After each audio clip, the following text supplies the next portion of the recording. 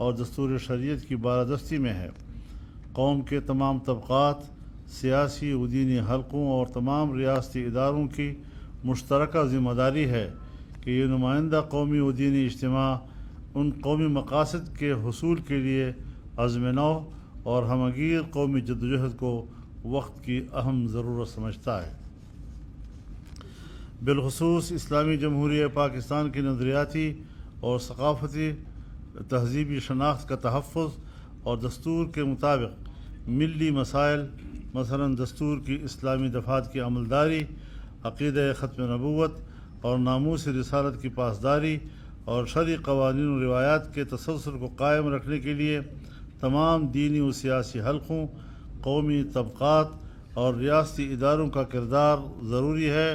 اس معاملے میں اداروں اور طاقتوں کی طرف سے پاکستان کے دستور و قانون کے بارے میں یک طرفہ موقف کا بار بار اظہار اور اس کے لیے سیاسی، معاشی اور بیرونی دباؤ پاکستانی قوم کے عقیدہ و ایمان اور حمیت و اہمیت کو چیلنج کرنے کی حیثیت رکھتا ہے، اور قومی اداروں کا اس دباؤ سے مروب ہو کر عقیدہ ختم نبوت اور ناموس رسالت صلی اللہ علیہ وسلم اور شرعی قوانین اور تہذیبی روایات کے بارے میں اپنے فیصلوں میں ابہام پیدا کرنا قومی تقاضوں کے یکسر منافی ہے، جس کا پوری قوم کو متحد ہو کر سامنا کرنا ہوگا۔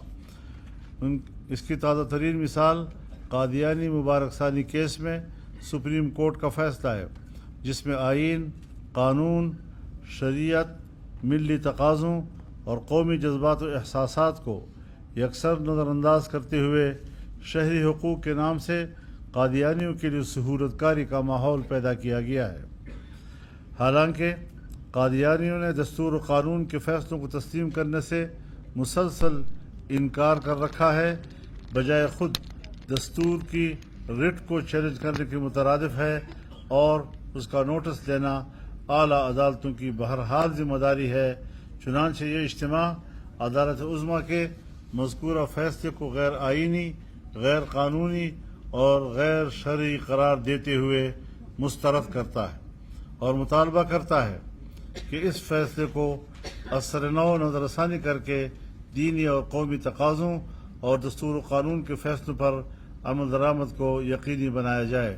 میں یہاں پر موجود وکلاء حضرات سے ذرا مشورہ لینا چاہوں گا کہ اس لفظ کو آپ ذرا دیکھ لیں۔ جب ہم کہیں گے کہ اس فیصلے کو اثر نو نظر ثانی کر کے، نظر ثانی کا جو لفظ ہے قانون کی زبان میں، کیا اس وقت اس کی گنجائش ہے کہ ہم عدالت سے ایسی بات کریں؟ از خود، ٹھیک، یہ لفظ ہم بڑھا دیں، از خود والا جی۔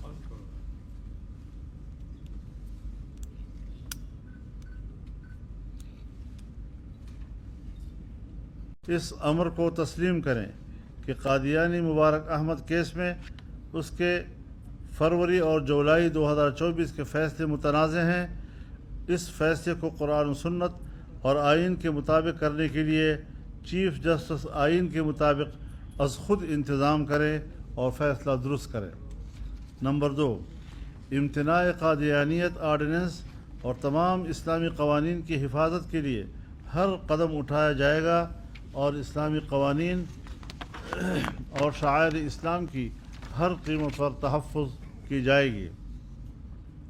نمبر 3، 7 ستمبر 1974 آئین پاکستان میں تحفظ ختم نبوت کی آئینی ترمیم کے 50 سال مکمل ہونے پر 7 ستمبر 2024 لاہور مینار پاکستان پر ختم نبوت کانفرنس ملت اسلامیہ پاکستان کی متفقہ مشترکہ تاریخ ساز کانفرنس ہوگی، اور میں اس اعلامیے کا حصہ بنانا چاہوں گا اس بات کو کہ 7 ستمبر 2024 کو لاہور مینار پاکستان پر جو ایک ملک گیر اجتماع ہوگا اور جس میں 7 ستمبر 1974 کی ترمیم کی یاد بنائی جائے گی، اسے یوم الفتح کے طور پر منایا جائے گا۔ میں واضح اعلان کرتا ہوں کہ اس کے بعد پھر ہم مزید اگلے اقدام کا فیصلہ کریں گے۔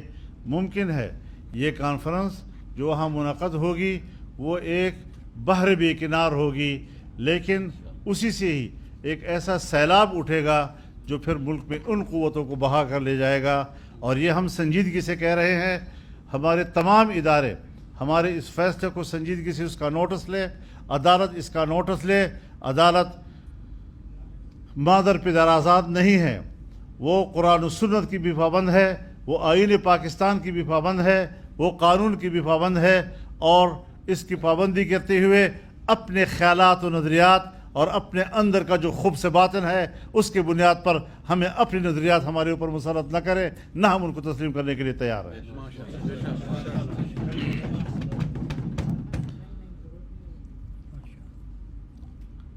نمبر 4، غیر آئینی، غیر قانونی اور غیر شرعی اور اپنے حلف کے برعکس متنازع فیصلہ کرنے والے ججوں کے خلاف حکومت پاکستان فوری طور پر سپریم جوڈیشل کونسل کو ریفرنس بھیجے۔ نیز آل پارٹیز کانفرنس کی جانب سے بھی ان ججوں کے خلاف ریفرنس دائر کیا جائے گا۔ کیا پرائیویٹ لوگ دائر کر سکتے ہیں؟ نمبر 5، آل پارٹیز کانفرنس پارلیمانی کمیٹی کو مشترکہ موقف سے آگاہ کر رہی ہے۔ بہت اچھی بات ہے۔ تو یہ ہمارا اعلامیہ ہے، اسی پر اب دعا کر لیں کہ اللہ تعالی ہماری مدد فرمائے اور ہم حق پر ہیں انشاءاللہ، اور ہمارا موقف صحیح ہے۔ اللہ تعالی حق والوں کا ساتھ دیتا ہے۔ اللہ ہمارے دلوں میں اخلاص بھر دے، جو کام اخلاص سے شروع ہوتا ہے اللہ کی مدد غیب سے آتی ہے، اور انشاءاللہ کامیابی آپ کا قدم چومے گی۔ وآخر دعوانا ان الحمدللہ رب العالمین۔